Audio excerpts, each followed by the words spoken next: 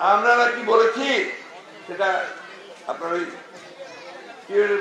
সাহেবকে কোট করে বলেছে যে আওয়ামী লীগকে রাজনীতি করার সুযোগ নিতে আমরা দিচ্ছি। এই কথাটা সঠিক হয় নাই। কত আওয়ামী লীগের সেই দস্যুরা তারা সে পালিয়ে গেছে, তাই না? কে পলাইছে?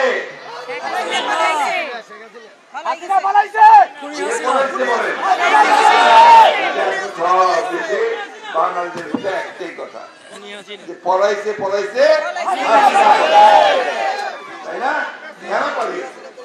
দেশের উপর এত অত্যাচার করেছে, এত নির্যাতন করেছে, এত মানুষ মেরেছে, ছেলেদের বাচ্চাদের মেরেছে, যার ফলে আজকে তাকে দেশের মানুষ তাড়িয়ে দিচ্ছে। এখন আসুন আমরা সবাই ঐক্যবদ্ধ হই, আমরা যেন ঐক্য ভেঙে না ফেলে, বিনষ্ট না করে আমরা যেন কাজ করি।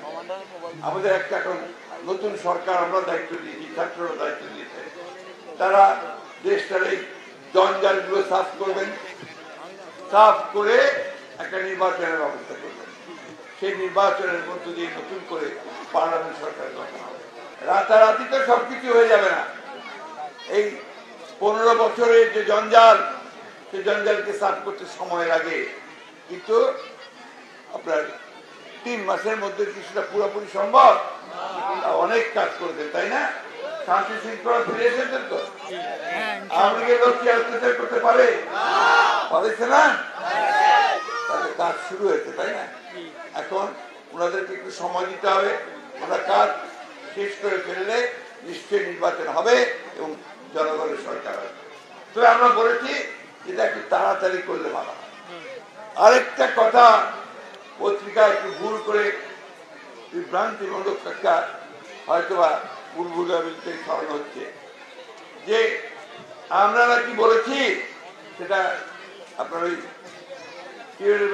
সাহেবকে কোট করে বলেছে যে আওয়ামী লীগকে রাজনীতি করার সুযোগ নিতে আমরা দিচ্ছি। এই কথাটা সঠিক হয় নাই। কত